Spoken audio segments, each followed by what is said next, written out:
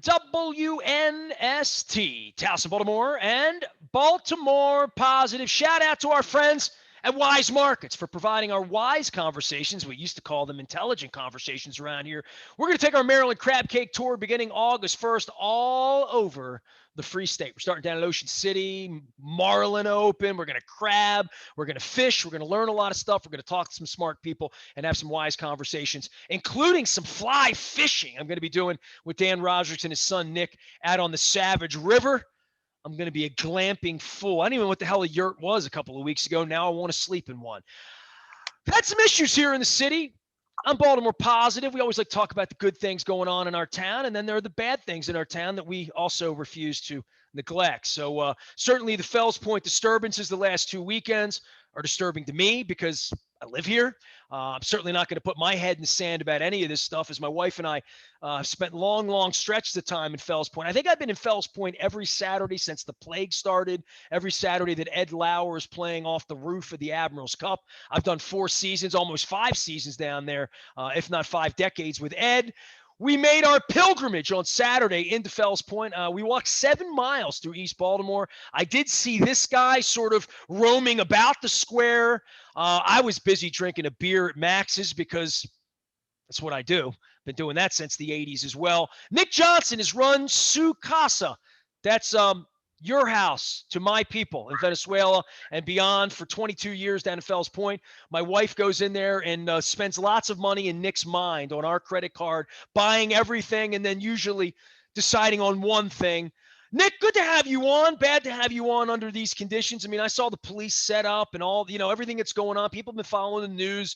You've become a little bit of a newsmaker, as have all your cohorts down there. My heart goes out to you because I own a Baltimore business. We're all in this together, and I just want to give you some oxygen to come on and sell me some furniture, but also talk about the concerns that we should all have as citizens here, man. Yeah, I appreciate that. This is something that has, anybody who knows Baltimore City knows that this isn't just a Fells Point issue, and it's not necessarily a new issue. It's just at some point somebody has to stand up and say enough already, and somebody's got to work to fix it. And that's where we sort of have struggled for a little bit is how do we get that message out, and how do we engage in a conversation that's productive and brings about some change that'll make this city a better place.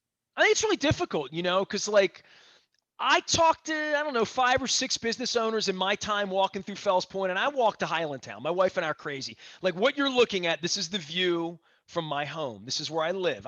These are my sunrise pictures that I feature here. I live at Harbor Court. My place is on the market for sale. We want to get a barbecue. We want to have an outdoor garden. We don't have that ability. We've lived here for 18 years. So I'm certainly not in any thought of abandoning Baltimore. I just want to move. I've been here 20 years.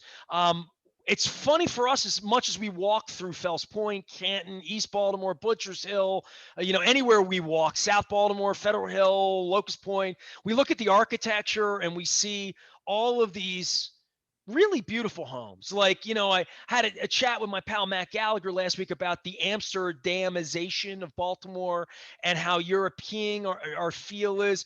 Man, you're in a different place selling furniture to people, filling up these people's homes. It's such a beautiful city, right? We have so many incredible assets, historical, waterway, like all ethnic diversity, food, crab cake. I mean, just all sports, all of these great things that we have here.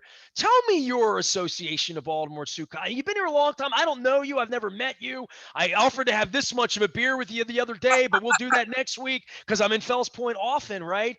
Right. I mean, I've had beer everywhere around you, man. I tell the story of not going into the horse for 2 decades because the SOB that was the bouncer wouldn't let me in on my 21st birthday before midnight at 10:30. So I didn't go into the horse I didn't go into the horse last century when I turned 21. So, but I mean, from Surfside Sally's to whatever it is now, to Barra Casina, to the social next door to you. I've been in all of those places forever and ever. Living Classroom's been a partner for 15 years. Maritime Magic strolls out in front of your place.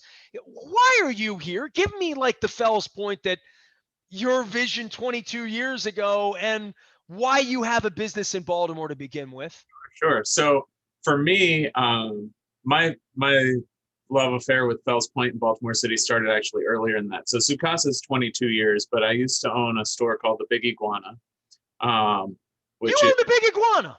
did. I did not know that. So that's where I got started. That's how I paid my way through college. At 17, I opened the store, ran it sort of remotely from college. I had a great longtime childhood friend who came on right at the beginning and helped run it while I was out of town. My brother was a partner for a while. He graduated from college a little earlier than I did, so he kept his eye on it until I got out of school. Are you a Baltimorean or no? We lived in Annapolis as long as we lived in the U.S., but I was actually born in Mexico. My two sisters are born in Guatemala, and my brother is born in Peru. So we moved to. My father was born in Venezuela. My brother was born in Venezuela, but I was born here. So Yeah. So sort of the reverse, I guess. But yeah. So my sort of early childhood years, I have recollections of Ecuador, Guatemala, none of Mexico because I was a baby, but that's where the name Sukasa comes from. Half of my family now lives in Guatemala, full time. So, man, some challenges there, my brother, right? And it's insane. And so that sort of Latin culture is a big part of my family and who we are. Obviously, it's. See, I would have never known that having a Nick Johnson that looks like you on the air, right? Like, so how we judge. And so the Big Iguana is sort of something that was a way to pay for school, but after school, all of my friends went back to school. Most are either lawyers or bankers or what have you. And, that was the 90s, and that's when the Dead were still touring and Fish was coming up. Times and all were of that. good. Yeah. It was a good time to have what basically most people thought of as a head shop. So Sukasa and a few other concepts that I've had over the years sort of grew out of that. The first Sukasa was a tiny little store down the street next to Cooper's, mostly Mexican mouth-blown glassware and candle holders. When Cooper was still a dog. Yeah, that's right. Yep. I met Cooper. I fed Cooper once with the homicide cops. Yep. And so that's where Sukasa started. Tiny little spot next to Cooper's. We were there for about a year. At that point, we opened out in Ellicott City. By the way, that wasn't a homicide. That was a homicide, the TV show. Yeah. Just so we're clear on that. Little Ned Beatty, R.I.P. Ned. I had a beer with Ned once. Yeah, before it was a Pendry, it was a fake police. And Richard Belzer and Yaphet Kotto were in charge, man. Belzer and Yaphet once or twice. Those were awesome years in Fells Point. And then Sukasa sort of grew up as the city sort of got serious about housing and development and those sorts of things. And so here we are. Brothers. Yeah. So here we are. Yeah. I love your store, and I love Fells Point. I had my first illicit beer at Dionysos, and then Rhodos before that. I was born at Broadway. I was born at Church Home Hospital, so I was born in Upper Fells Point. That's right. And my wife's life was saved at Hopkins, 3 blocks further away. So, it's disturbing on a lot of levels. I live down here. The dirt bike thing was the beginning of this. I saw dirt bikes doing 80 miles an hour down High Street one night, sitting with my face out the door at Little Italy. And I thought maybe I should run for mayor. Literally, that was about 3.5 years ago. Full disclosure for me, because I don't even know you at all. And you're wondering, what's the long hair, hippie Aparicio, baseball, sports, nasty Nestor doing Baltimore Positive? When the Freddie Gray thing happened, it was in 15. So my wife was diagnosed with leukemia in March of 14, battled for her life all spring and summer of 14. It got better. And then in 15, our life was getting better and she was alive. And then Freddie Gray happened. And we had come home to see the city literally on fire.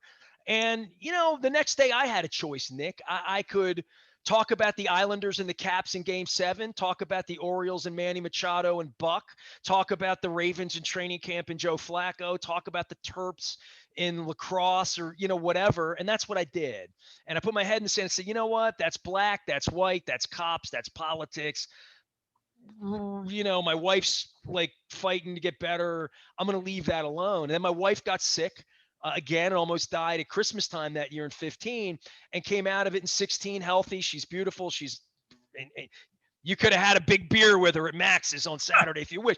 But during that period of time, it was an incident in Fells Point in front of Ron's place, quite frankly, that got me riled up. I went we one night we drove over, and I don't know Sammy. If anybody knows Sammy from the Trattoria, I don't know Sammy, but Sammy opened a place in what was Roto's at one point, or like that, like next to Roto's, right? Or an Italian restaurant. And Yeah. my wife and I were going to walk, and she was just getting better. She wasn't like bald or anything. She could have walked. It was a chilly night. I'm like, let's just drive over. We never drive to Fells Point. We walked. I've never driven to. I parked my car in 18 years one time if I have an Uber because I have a blister, but we drove that night. And it was a Friday night, and we went to park, and we kind of got accosted like by 8 different people trying to get $1 out of us to park a car. And the meter was busted. And I'm like, I sat in the restaurant. People were wandering into the restaurant, bothering us in the middle of our meal. This was 4 years ago. And you can go find my tweet. I was upset. I mean, I was bombing Catherine Pugh. My bad. Catherine Pugh was the mayor. And I was online saying, you got to be kidding me. This is my experience. And the cop says to me, you must not be from around here. I almost lost my mind. I mean, I walked out on the street with the cops, and I'm like, I might be going to jail tonight, and you would have a rough night if you arrested me. And I said, I'm pissed for you, for all the business people. I got pissed and I went home, and I started thinking about running for mayor.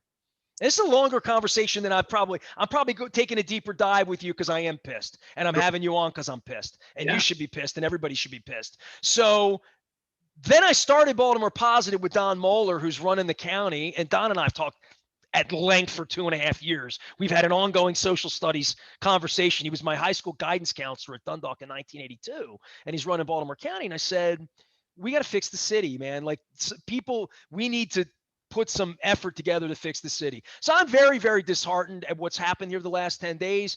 Brandon was supposed to be on the show last week. We sort of moved Brandon a couple of weeks because we thought like dealing with you guys was a bigger priority for him. I almost went on the conference call Thursday night that he didn't appear on. So Brandon's going to have his chance, but I want to give you I want you to know about me and why I've turned my radio station over to making the city better because I had a bad night in Fells Point. I didn't get mugged. I didn't get robbed. I just got bothered, and it really pissed me off for Patrick Russell, for you. I don't even know you. For anybody that Beckner and these guys have been making pizza, for Alex and the people building it up, for all the people down there that I know and that have invested in Fells Point. I want the city to be better, which is why I started this. So this is where I'm going to be rolling my sleeves up because gunshots ringing out in Fells Point 2 weekends in a row.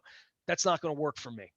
Right. No, and we appreciate that. I mean, it's one of those things. Again, as you point out, this is the things that we brought up in that letter to the city are not new concerns. These are things that have been plaguing Fells Point and frankly, to a bigger degree, other parts of the city. And it's just at some point you have to say, I can't do this anymore. It's madness. I'm just beating my head against the wall, trying to figure this out. And we need help. And so, What would help look like? I mean, I saw the letter, and I'm not going to sit here and read. Anybody that's this far into our conversation is familiar with the letter. I don't know how it's perceived in Sparks. I don't know how it's perceived in Woodlawn or Dundalk or Glen Burnie. I know how it's perceived when I say I'm out in Fells Point. People think I'm getting shot at, and it's ridiculous. I mean, my wife and I have lived here 18 years. I'm promising you, since the plague started and things open, like a year ago this week, Eddie's playing on the roof, and at 2:00 on Saturday, we would go spend our day in Fells Point.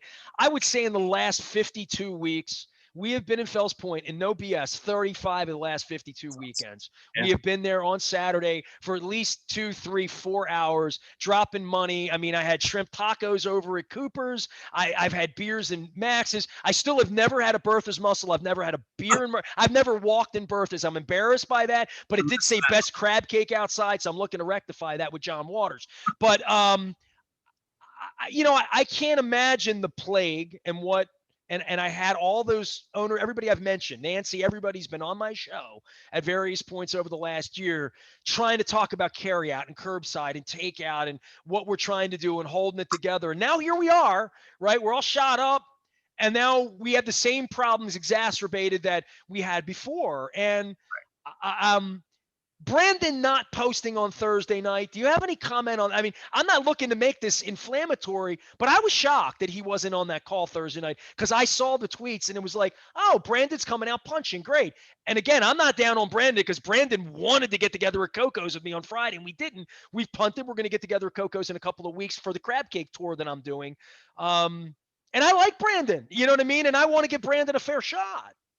No, I'm not upset that he wasn't there. I mean, and this is sort of goes to the whether or not people understand what the letter was about and what we're trying to accomplish. You know, it would have been amazing had he been able to be on that call, but he had a legitimate prior engagement, and we're not, as a community, we're not looking for special treatment.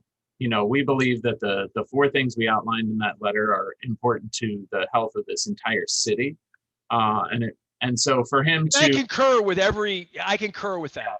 Yeah, no, and to be a great city, we can't have kids in dirt bikes terrorizing people or on bicycles, which I saw in the square the other day. Kids come with their wheels at my wife's head. They do it at the harbor. They do it at Fells Point. They're the same 12 kids. It's got to stop. It's got to stop.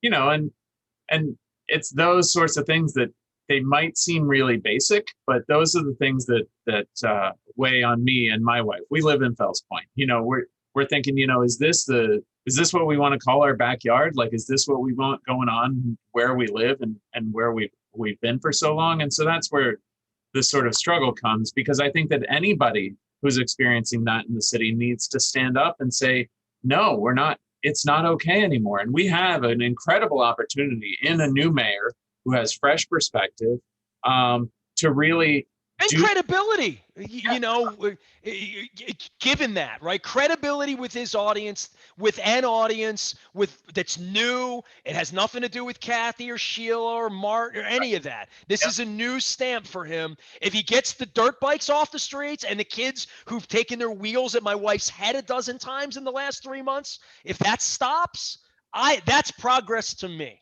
Absolutely. That's progress to me. And so I think you know, people have talked about whether or not what happened this past weekend was what needed to happen or what. And, you know, I'm not a police officer. I'm not a city official. I don't know what's capable, what's possible. I don't know all the ramifications of doing or not doing a particular action. I just know that the atmosphere that's in the neighborhood is not one that's conducive to people coming visiting from out of town, people coming and enjoying their afternoon in the middle of the square. You know, this neighborhood has had an amazing amount of money put into it because it's supposed to be the sort of engine for the rest of the city. You know, the majority of the people that work for me live in the city. These are people who walk to work consistently, ride a bike to work, take the bus to work, those sorts of things. And so when we talk about what's going on in Fells Point and how to help that, it's because helping Fells Point does help the rest of the city, but additionally, the rest of the city needs the same amount of help.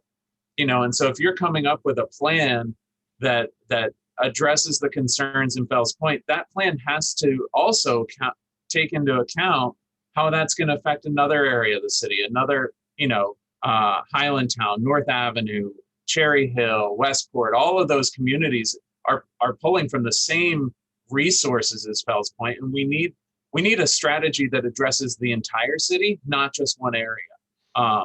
And so when we stood up and said enough, it wasn't enough because we're losing out just as Fells Point. We're losing out as a city. You know, I have businesses outside of the city, and frankly, it's heartbreaking when somebody comes to one of my other locations and says, oh, I never go down to Baltimore. I never do that. I hear that every day, man. I'm a Dundalk guy, right? Like 80% of my graduating class lives in Hartford County, and they say, I will never come to the city. I mean, not for a Garth Brooks concert, Billy Joel, whatever, you know, whatever it would be that would lure people. That Pier 6 has concerts, right? And they aren't saying, I'm not going to Fells Point anymore. They say, I'm not going to Baltimore anymore.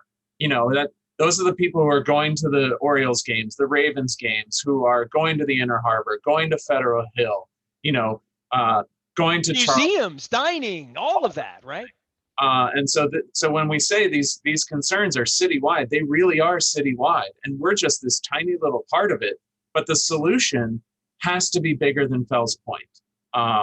And so we stood up. We said we want to be a part of the conversation. Let's come up with some novel ideas and some new strategies. And so I think the disappointment that was expressed on Friday and ahead of the weekend was in that the response to what we brought up seemed to be the same response that we've seen for years.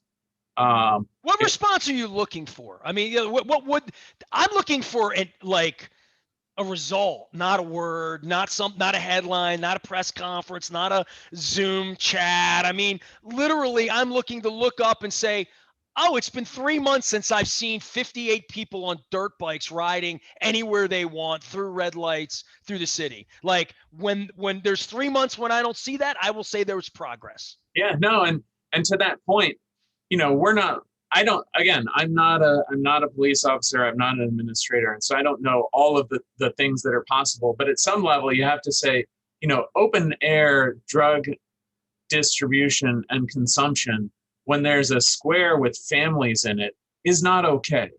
Bringing a bottle of Patron and chugging it in the middle of a neighborhood instead of going and getting drinks at a bar or restaurant in this community that really supports the community is not okay. And so I don't know the mechanisms for handling that and making sure that doesn't escalate. But where we are is it seems that there are no rules, there are no penalties. And and again, like, we don't want everybody going to jail because they're having a joint in the square. That's not it. We just don't want them to have the joint in the square. I don't want you getting a citation because you brought your own drinks, but we don't want you to bring your own drinks to the neighborhood. Just like, I think about the notion that public urination and things like that aren't going to get prosecuted anymore. That hasn't been happening in a very long time. And it's not new because Mosby put it out there. What is new is this sort of advertised nature that it's okay now. And when somebody pees on your front steps, that's awful, and it's awful for you. But I don't know that my neighbor has the same outrage if nobody peed on his steps. Just like if I go and pee on my neighbor's steps, he's probably going to be pretty angry about it. And he should be. Just anybody should be. And so, but I don't know, I don't think that should be a reason for somebody to go to jail. I don't think that that's a reason for somebody to get an excruciating ticket. But we have to figure out what the steps are that aren't so punitive that will discourage that behavior. I think that I remember I was sitting at Max's last summer and a kid rode by, popping a wheelie, had no front wheel on his bike. And I'm like, how does he do this? So we literally stopped and asked him. We're like, do you practice this? Like, is this what you do? And he's like, yeah, man. We're like, you are amazingly talented. And he's riding like a bike that is far nicer than my bicycle, like all of these things. And I'm like, this is an amazing talent. And so the question isn't whether or not he can do what he's doing. It's whether or not he understands the repercussions of where he's doing what he's doing. If you pop a wheelie and put on a show and you accidentally run over somebody, that's a tragedy. But if you're popping a wheelie and putting on a show in a space that's built for that, or that's the appropriate venue for that, then that's amazing talent. And that's something that can move you beyond whatever your current circumstances. And that's where I think we need to be. And so, again, I go back to my level of disappointment with what we saw on Friday was that there was nothing new. There was no new approach to this. It's clamp down on Fells Point, punish everybody, and we'll see where it goes. And then you see where it went with, illegal discharge of 25 rounds. And so nothing seemed to have changed because it was the same action as 2 years ago and 3 years ago and 4 years ago and 6 years ago. And so we want some new approach that we can be a part of, that I can, I've I've lived in this neighborhood for 25 years now. I think I have a little bit of perspective that is useful. Maybe I don't know all the answers, but I know a lot of people in this And neighborhood. also a standard to say this this shouldn't be acceptable to anybody Right. in or out of Fells Point. Right. And that's where I think we were also disappointed. That town hall came about. It was promoted as a discussion, an open forum, and there really was very little discussion and very little open conversation. And so again, we got really upset. Not that it happened or that it came about. It's a miracle that it was put out there that quickly. But at the same time, if it's just pulling a plan off of a shelf and applying it to the problem and saying it's the same problem over and over, it's not. And it's time for new solutions. I don't know all the answers. I'm not trained to know all the answers. I just know that what's going on in Fells Point and the city as a whole is tough. It's an atmosphere that's not bringing people in. It's making people want to move out of the city. I mean, my wife and I are pretty much the last people that we sort of lived in the city as friends with who still live here. If I want to call a buddy to go have a beer on Wednesday, I have to drive out to Towson or to Severna Park to go have a beer with them. And I used to be able to be like, oh, I'll meet you on the corner. We'll go grab a beer. And that's what I worry about. And I worry about that happening all over the city. And you see the numbers in decline and all of those things in terms of population. And that's why it's time to really address this. And we have a new mayor. We have a new attitude. We have a new police commissioner. We should be applying new solutions to these problems, not just ignoring them and hoping that they get better on their own. And there we are. All right, so I'm going to be the ray of sunshine here to some degree here to maybe cap this thing off because it's been a serious conversation. But Nick, I mentioned 35 of the last 52 weeks. I have walked that way, wherever, toward Patterson. I didn't even know Patterson Park had a pond. I'm 52 years old. I found the pond last May with a slice of Verde pizza. My wife's like, wonder what's over by the pagoda. I'm like, fish in that pond. I ain't ever been over there. Jason lives in them woods. You know what I mean? Like I went over there. There's ducks, there's birds. It's beautiful, whatever. So we walked through the city on Saturday and you mentioned all the problems and and everybody's, who's going to go, whatever. And I'm thinking to my wife, who's going to be down here today? Only everybody. I mean, I was out on Saturday. We left. My wife went hiking up at Oregon Ridge in the morning, and I'm working on this crazy crab cake tour. She came home about 1:30. We showered. We left here about 1:30, 2 o'clock. We literally walked in the door at 9:30 at night. So we were walking for 7.5 hours. We started down past your place and Max's and the Cup, and we walked. We had Fabeck over in Patterson Park area. We went to Chaucer. My friend Brian owns the Chaucer. We had a drink there. We made our way back to the Sagamore Pendry where Jameel McLean bought me a beer out on the veranda. We walked through the city, right? All we saw were people everywhere, even despite all the police this and the media that and the gunshots this and the Fells Point that and whatever. And it wasn't just a Fells Point thing. There were people in Highlandtown. There were people in Patterson Park. There were people in Upper Fells Point. There were people in Butchers Hill because we walked through all those neighborhoods. It was an amazingly non-plaguey feeling about life on Saturday. And for that, I was so heartened. I was like, people are out. People want to be out. Every bar had people. Every restaurant had people. Park had people. That's good. It was the most lively I've felt about Baltimore in a long time on Saturday. Yeah, and I'd agree. I mean, and even not this past weekend, but all the weekends leading up to this. If the weather has been nice, Fells Point has been alive, and this amazing crowd of diverse people from all over the city, from outside of the city. It's just, we need that all the time. We need that level of positivity and that level of hope on a consistent basis, because for 12 or 14 months, wherever your calendar starts, it's been somewhat hopeless. And so I was astounded by the turnout this Saturday, given the negativity surrounding what was going on in Fells Point this week. To see sidewalks packed, to see people wheeling strollers down the street. But we need more of that. We need it throughout the city. And so I hope that, again, we hope that some of the changes that we're asking for are come to fruition so that everybody believes in it. And I stop running into people who say, you know what, I'm not going to Baltimore. I'm going to Baltimore because that place is alive and thriving. That's what we want.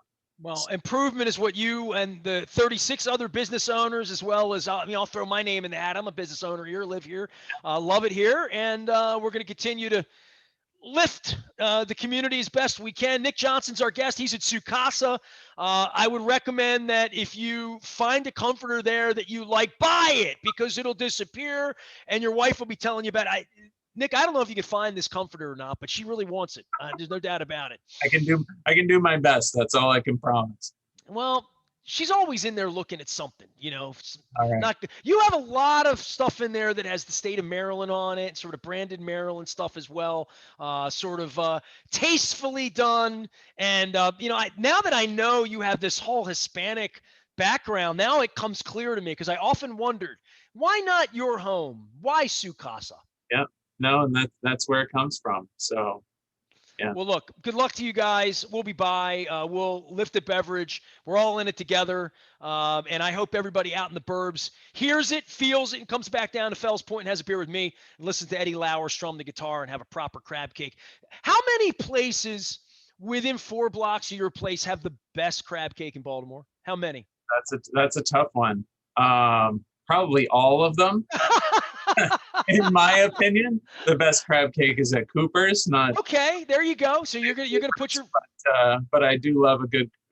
Anytime when my mom comes to town, all she ever wants is a crab cake. And so when we go out to eat, we go to Cooper's. She gets the crab cake, and she loves it every time. So, yeah. Well, I will add that to my crab cake tour. I have Pat on speed dial. We'll figure it out. All right. Excellent. But never at Slancha, always at Cooper's, right? Never at Woody's, right? Yep. Cooper's. Just making sure I get it right because they had a combined menu last time I was in. So I was a little confused. I just give me the Woody shrimp tacos. You can't go wrong with that. So that's what I did. Hey, man, we'll see you down there at Fells Point this week, all right? Thanks very much. All right, as long as Ed Lauer strum the guitar. You guys got me down there. And Nick, by the way, the whole reason we went was to see Ed Lauer. We get to the front of the Admiral's Cup. I look in, there's 2 hippies in there playing a synthesizer. I'm like, that ain't Ed Lauer. What's going on down here? And Ed's got some cicada fest up in Street, Maryland. So Fells Point needs Ed Lauer back. So I'm on that. I'm boycotting Fells until Lauer's back. All right? Excellent. Which is probably Thursday night at the Cup for all I know. Nick Johnson joining us here. Man, I closed Ledbetter's a lot of nights, bro. I mean, I stumbled past your place to the parking lot. Me both. Yeah, well, such is life in Fells Point. Nick Johnson from Casa. Make sure you're out there shopping locally, and we're going to continue to talk about all of these big issues here in Baltimore because, I mean, it's Baltimore positive, but it's Baltimore realistic too. We got problems. We got some weeds in the garden. We got to pull the weeds out and fix the place, all right? So that's what I'm on to, including sports. Hell, I've been trying to fix the Orioles for going on 30 years now. We'll see where that gets me. I am Nestor. Facebook, Twitter, LinkedIn, Snapchat, Instagram, anywhere you are, we are always Baltimore positive.